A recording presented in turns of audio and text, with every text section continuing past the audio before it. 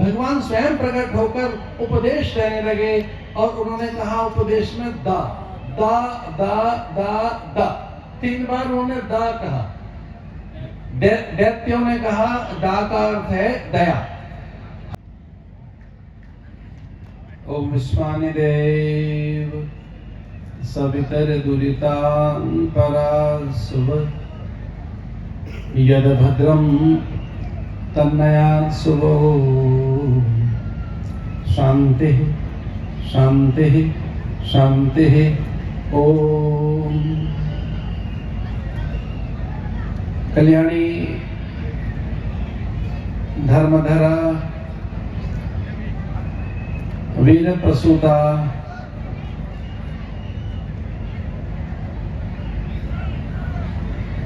मोक्षदा मरुधरा राजस्थान की यह बाड़मेर की संस्कार संपन्न धरती जो सीमावर्ती अनेक विपदाओं के शमन के लिए ख्यात है। यहाँ महारानी के महादेव मोहनपुरी जी जो यहाँ के लोक देवता हैं, उनके आशीष अनुग्रह से तारा तारा मठ की तपोभूमि के महान तपस्वी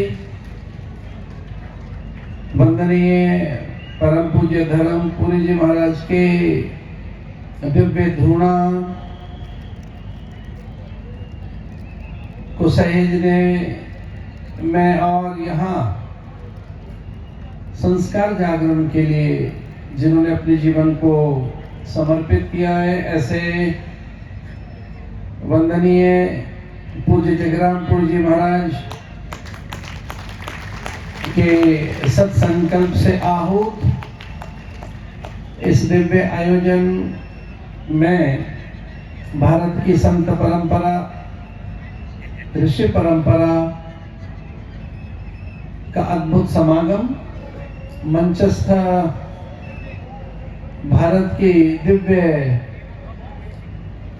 सन्यासियों की परंपरा का रक्षण, संवर्धन, पोषण और पूरे विश्व में भारत की कालजयी, मृत्युंजयी सनातन संस्कृति, संस्कार, विचार और उसकी दिव्य संवेदनाएं जिस बड़े समुदाय के द्वारा नित्य संरक्षित हैं, ऐसे श्री पंचदशनाम जूना अखाड़ा जैसे विशाल विराट संत समुदाय की दिव्य विभूतियों में माननीय वंदनीय पूज्य हरिगिरि जी महाराज,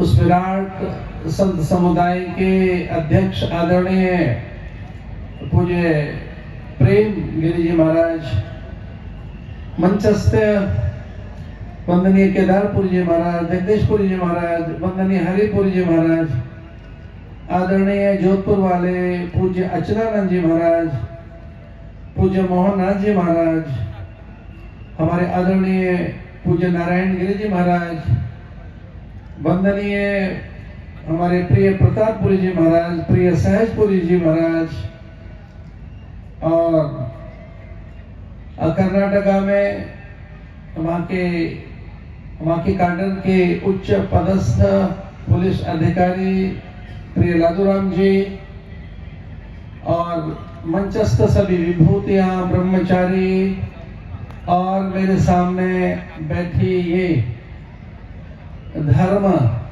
सभा में यह एक साधक, उपासक, मुमुक्षु और अनुयायियों की ये एक दिव्यता, और उसे संबोधित कर रहे थे भारत के ऋषि परंपरा के उज्जवल नक्षत्र, जिन्हें पूरे संसार में जागरण का देवता कहकर संबोधन होता है, जो भोर से रात्रि पर्यंत अहर्निश पुरुषार्थ की जो प्रेरणाएं देते हैं, एक ऐसे युग पुरुष, सत्पुरुष, जिनके द्वारा सशक्त भारत, समर्थ भारत, स्वस्थ भारत, संपन्न शिक्षित भारत, सुंदर और स्वच्छ भारत का संकल्प अब साकार हो रहा है, जिनके अनथक श्रम, साधन, पुरुषार्थ से,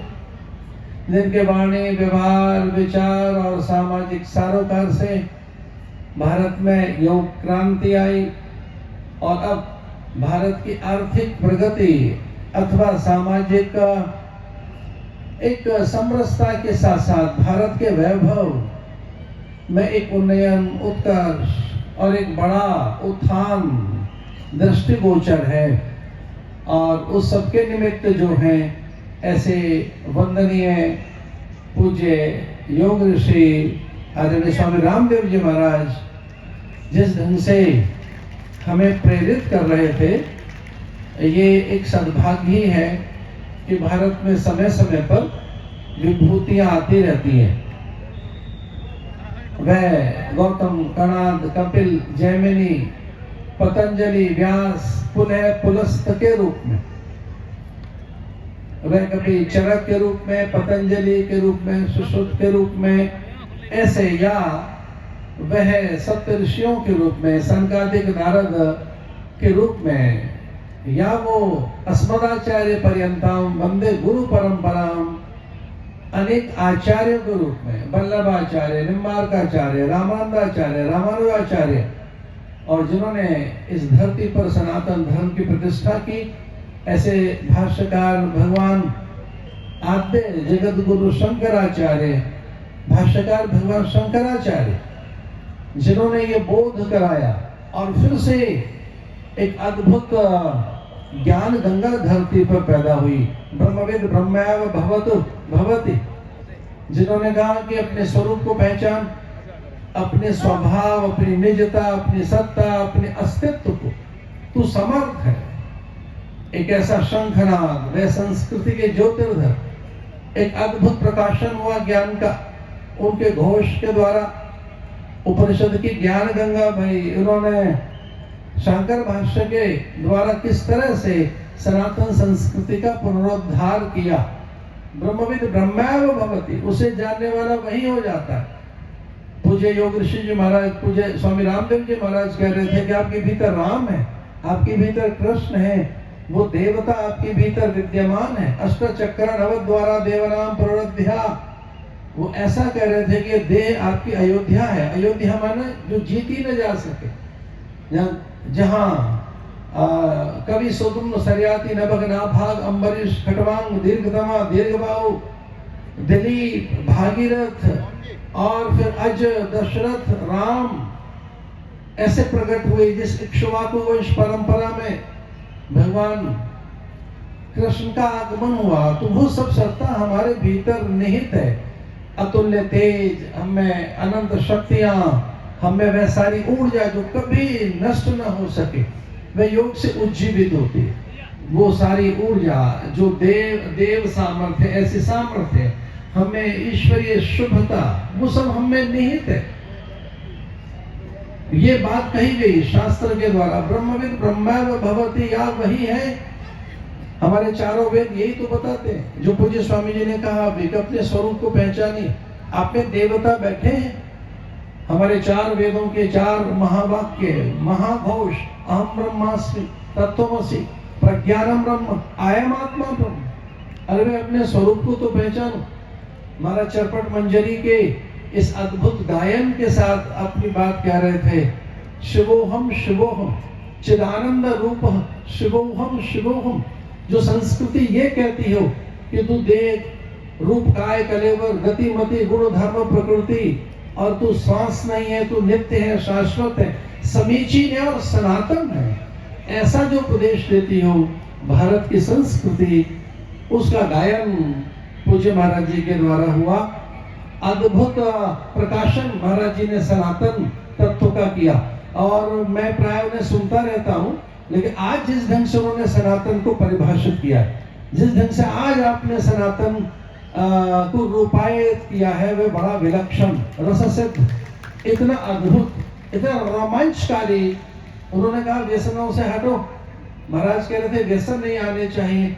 अब इन्होंने एक और बात कही कि भाई जो परकीय पदार्थ हैं, लाभांश वहां जाएगा, अगर बाहर के पदार्थों का हम सेवन करते हैं, वो खाद्य पदार्थों, सौंदर्य प्रसाधन के पदार्थ हों, अथवा वो परिधान हो या वो अन्य और वस्तुएं हो जीवन से जुड़ी हुई, उनका अधिक लाभ विदेश जाता है। और ये कोई यहाँ उनका आगमन बाजार के लिए हुआ था, वो परिवार मानते नहीं। और ये कोई पूछे कि वो क्यों आए थे यहाँ, ईस्ट इंडिया कंपनियां क्यों आई थी, तो ईस्ट इंडिया कंपनी यहाँ बाजार देकर आई थी और यहाँ जम गई, यहाँ उन्होंने शासन किया।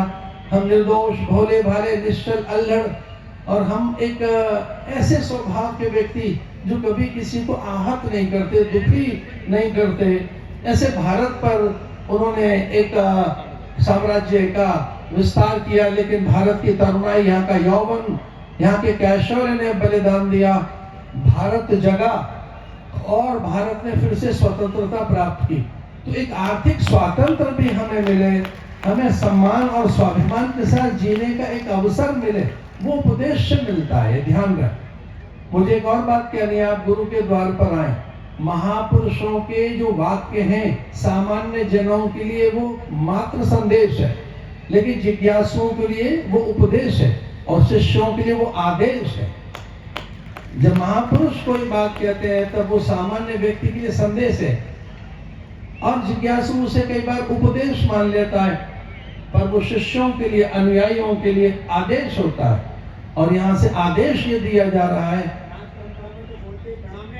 और नाथ में तो हमारे यहाँ सब वो आदेश ही कहते हैं। इसका अर्थ है हमें आदेश दीजिए, मैं आज्ञा का पालन करूंगा।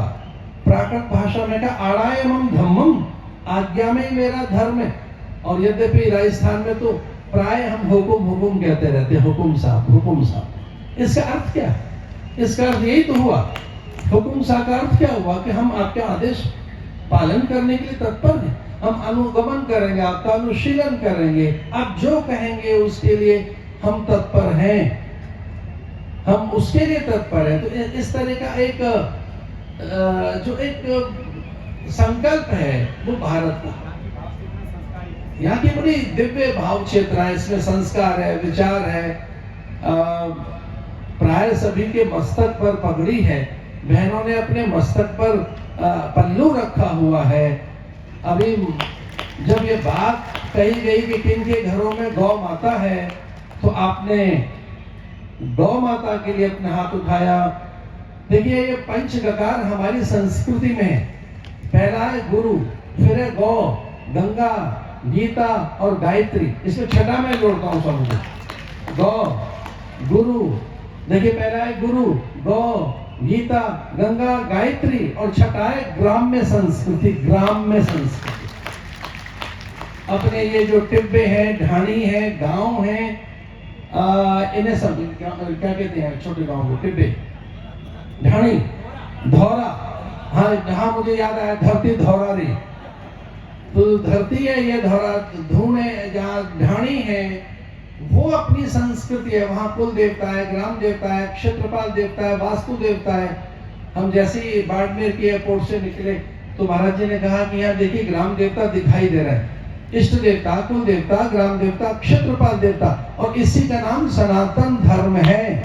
इसी को सनातन धर्म कहते हैं कि जो अपने इष्ट देवता, कुल देवता, ग्राम देवता, क्षेत्रपाल देवता, वास्तु देवता का विस्मरण नहीं करता और अपनी परंपराओं के प्रति अहोभाव, कृतज्ञता। लेकिन पहले देव माता पिता है, मातृ देवो भव, पितृ देवो भव, आचार्य देवो भव। तो उस प्रकार की, और हमारे महाराज जी जगराम गुरु जी महाराज बता रहे हैं कि यहाँ की भित्तियों पर वो अंकित हैं, और मनोर्भव सत्यम वद धर्मम चर। लेकिन देखिए एक अच्छी बात वो कह रहे हैं, लेकिन मुझे एक महाभारत का प्रसंग याद आता है, और उसी प्रसंग के बाद मैं अपने वक्तव्य को विराम दूंगा। महाभारत का एक प्रसंग है कि दुर्योधन कहता है, जानामि धर्मम न च मे प्रवृत्ति, जानामि अधर्मम न च मे निवृत्ति। तो महाभारत का ये प्रसंग है, महाभारत में वो कहता है, जानामि धर्मम, मैं धर्म तो जानता ही हूँ पर मुझे प्रवृत्ति नहीं है, मैं पारायण नहीं हूँ उसके लिए। जानामि अधर्मम न च मे निवृत्ति। तो ये कौन है जो आपको धर्म में प्रवृत्ति पैदा करेंगे? वो है संत। हम बहुत ही आनंदित हैं आकर। जयराम पुरी जी महाराज आपने और यहाँ जो एक अद्भुत रचना की है संस्कार जागरण की, जिस और जगराम जी मुझे बीच में बता रहे हैं कि वो यक्ष और युधिष्ठिर का भी संवाद आप बताएं, लेकिन वो बात अगर वो यक्ष की बात कह रहे हैं तो मैं बहुत पीछे यक्ष की बात भी बताना चाहूंगा।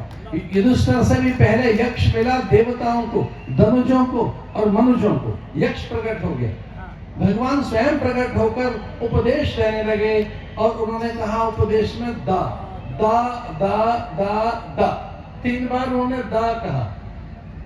दैत्यों ने कहा दा का अर्थ है दया, हम दया करेंगे लोगों पर। और देवताओं ने कहा दा से हम दमन करेंगे, अपनी इंद्रियों पर निग्रह करेंगे। लेकिन मनुष्यों ने जो बात कही वो बड़ी अद्भुत थी।